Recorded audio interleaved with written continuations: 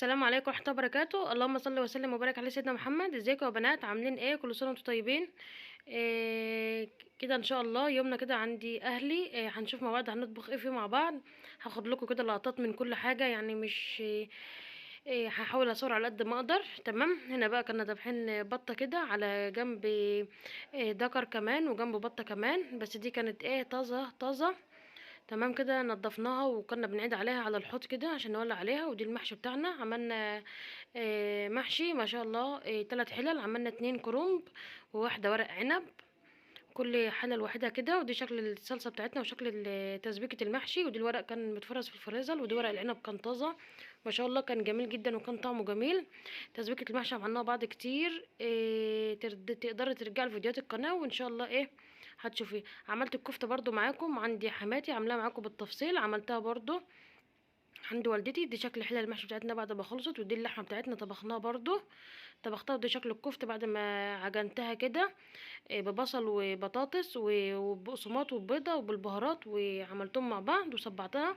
دي شكل الكفته بتاعتنا هي بقى وهي بتتقلى. الحمد لله ما فكتش ولا حاجه، جميله جدا، طريقتها جميله جدا جدا. اللي هيكتب لي في الكومنتات وعايز طريقتها تاني ممكن انزلها له. شكل الكفته بعد ما طلعت اهيت ببدا احطها كده في حله عشان ابدا ابخرها في الاخر. ودي شكل الحله اللي احنا كنا بننضفها على الحوض دلوقتي، ولعت عليها. عملنا بقى عصير المانجا، عملنا ما شاء الله شفشقين من المانجا. ودي شكل المحشي كان حوالي كده الساعة العصر كده الساعة 3. ولعنا بقى على الحلل المحشي بتاعتنا عشان نمسك وقتنا بدري. وكان ما شاء الله كان يوم قرفته جميلة جدا، وكان يوم خفيف واكله كان حلو. واكله ما شاء الله كان يعني في اكل كده تعمليه بيبقى تقيل كده. مكرونه بشاميل في الفرن واخد اللون دهبي جميل. تسلم ايد مرات اخويا، هي اللي عاملاها ما شاء الله، طريقتها جميله جدا وكانت مظبوطه. شكل المحشي بتاعنا ما شاء الله تسبيكته جميله وريحته كانت مفحفحه كده. كنا نطلع بره في الشارع نشم الريحه ونرجع، ما شاء الله كانت الريحه قلب المكان خالص.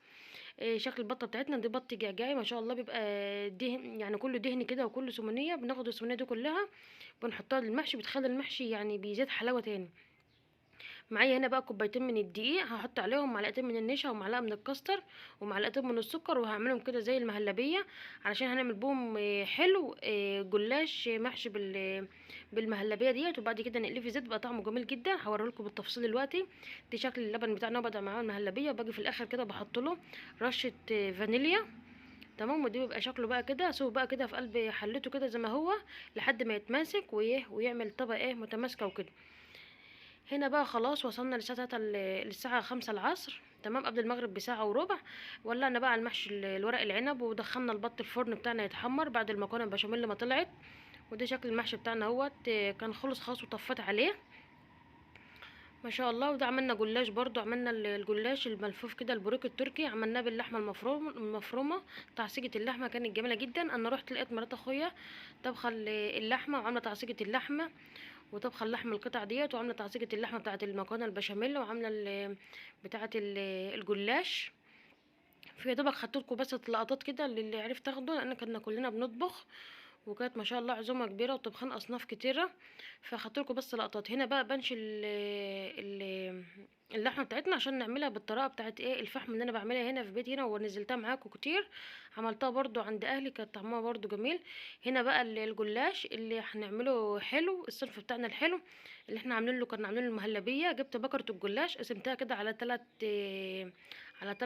لفات كده اهوت بالطول. وبناخد كل ورقتين، ونقوم حاشينها بالمهلبيه بتاعتنا كده زي ما هي بتعمل كده، زي مرات اخويا ما بتعمل كده. وبنرجع نلفها بقى كده زي الرول. وبعد كده بنقليها على البوتاجاز من غير ما ندهنه لا سمنه ولا ندهنه لا زيت ولا اي حاجه، كنا بنلفه بس كده اهوت. هي بقى كانت بتلف، هنعمله كله صوابع. ده الجلاش اللي احنا كنا عاملينه في الفرن ما شاء الله كان طري وجميل جدا اهو. دي لسه البط بتاعنا لسه بيحمر. وولعت فحم هنا بقى كده على البوتاجاز. وده الشربات بتاع الجلاش.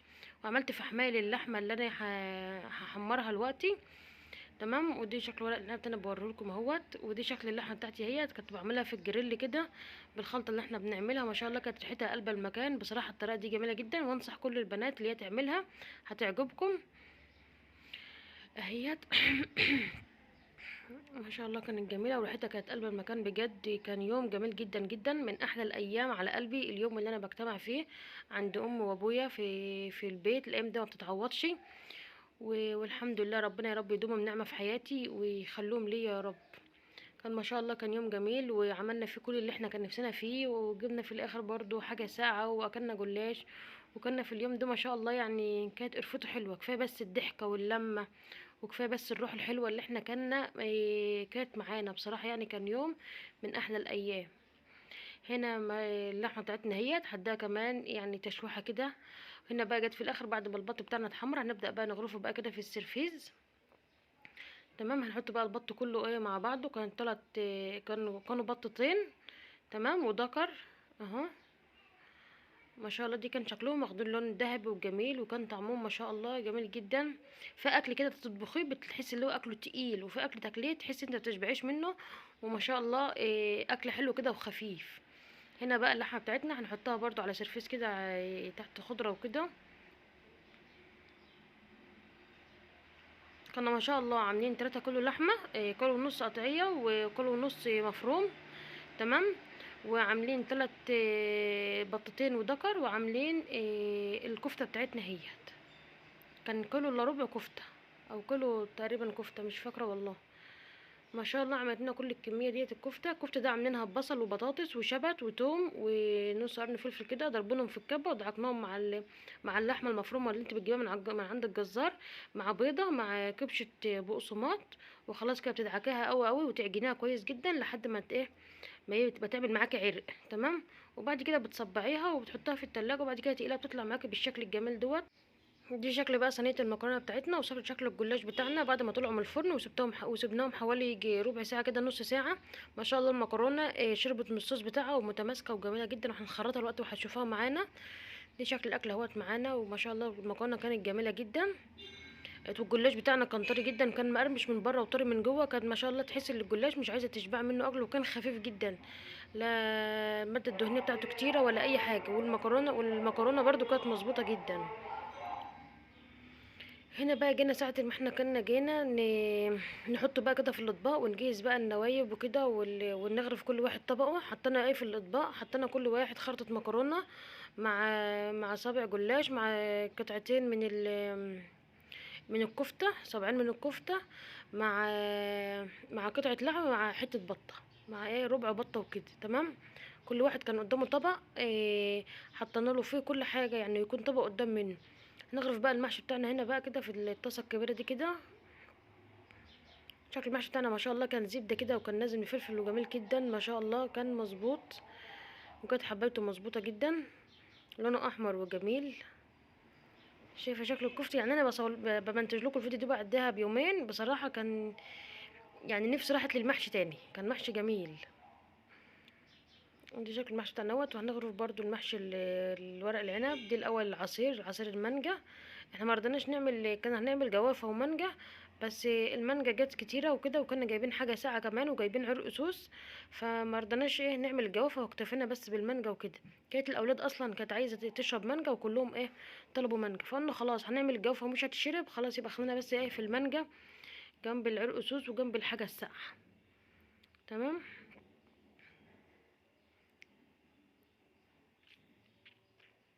اهوت شكل المانجا كان جميل جدا. دي شكل بقى الاكل معانا في الاخر اهوت. ما شاء الله حطينا بقى السلطه، وحطينا بقى الاكل كده اهوت. والشوربه بقى جبنا الشوربه والورق العنب والخضره الجرجير. وما شاء الله كان كل واحد قدامه طبقه كده، وكل واحد كان مرضي. والحمد لله كان يوم جميل جدا. حطينا المكرونه بشاميل جنب الصباعين الكفته، جنب الجلاش، جنب حته البط، جنب قطعه اللحمه. كان ما شاء الله كل واحد قدامه مناه بيشبعه. وما شاء الله يعني احنا ما اكلناش برضو، يعني الواحد بيبقى يشرب عصير، بيبقى ما بيعرفش ياكل. برضو عملنا سحرنا بيه تاني. كنا حاطين حاجه ساقعه عشان اللي عايز يشرب حاجه ساقعه.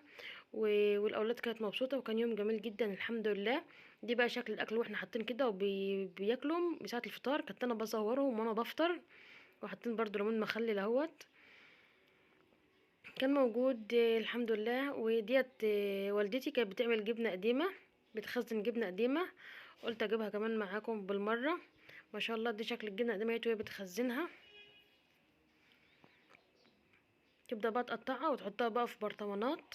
عملت الطريقه معاكم قبل كده بالتفصيل برضو، بس انا قلت اما اخد لكم برضو اللقطه ديت.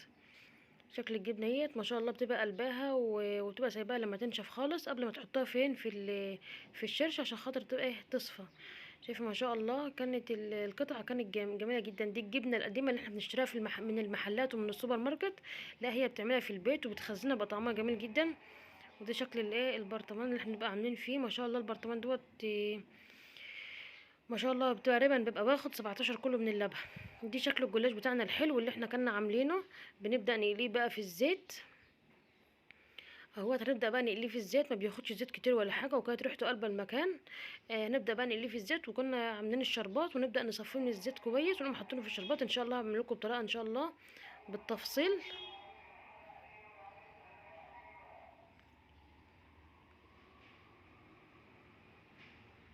اهوت. ده شكل الجلاش بتاعنا اهوت، يعني بيحمر من اقل حاجه. خدي بالك ما تحطوهوش وتمشي، لان هو اصلا بياخد لون بسرعه، بياخد لون بسرعه. فايه تكون ايدك فيه على طول واخد لون ذهبي وجميل جدا. باخد اهوت واحطه في الشربات. الشربات بتاعنا كان تقيل، كان عباره عن كوبايتين من السكر على كوبايه من الميه مع عصره ليمونه بس. وهنا بقى شكل الجلاش اهوت، وانا بطلعه بقى ببدا اطلع على طول وببدا احطه تاني مكانه. وكانت مرات اخويا واقفه جنبي، كنا بن ايه بتحطه في الشربات وبتصفيه كويس من الشربات اللي فيه. تمام.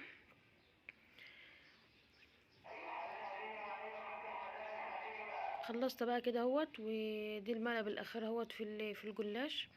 نبدا بقى نقدمه بقى كده في اطباق مع الحاجه الساقعه، وندوقه مع بعض ونشوف شكله. ما شاء الله كان بيلمع وجميل، وكان طعمه جميل جدا.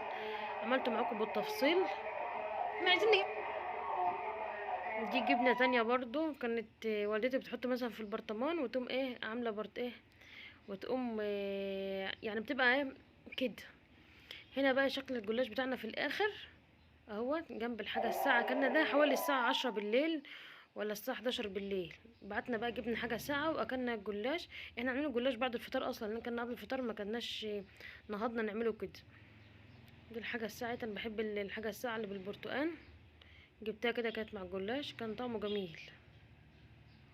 بس كده دي الفيديو بتاعنا. اتمنى يكون عجبكم، واتمنى تعملوا مشاركة على المنتدى، واتمنى تشاركوا الفيديو بتاعي لو عجبكم. اتمنى تشجعوني كده عشان خاطر اعمل لكم فيديوهات تانية واصور معاكم تاني. ده شكل الجلاش اهوت، واحنا بنقطعه كده وبنوريكم الحشوة اللي فيه. ما شاء الله كان مليان حشوة، كانت جميلة جدا وبتبظ منه كده، وكان طعمه جميل جدا. اهوت دي والدتي كده اللي بتبين الجلاش. عايزاكم بقى تقولوا لي ايه رايكم بقى في الفيديو بتاعنا. وانا يا دوبك اختصرت لكم خالص من كل الاحداث اللي حصلت، ومن كل الوصفات اللي احنا عملناها. ما عملناش حاجه صنف جديد ولا حاجه، كله كنا عاملينه مع بعض.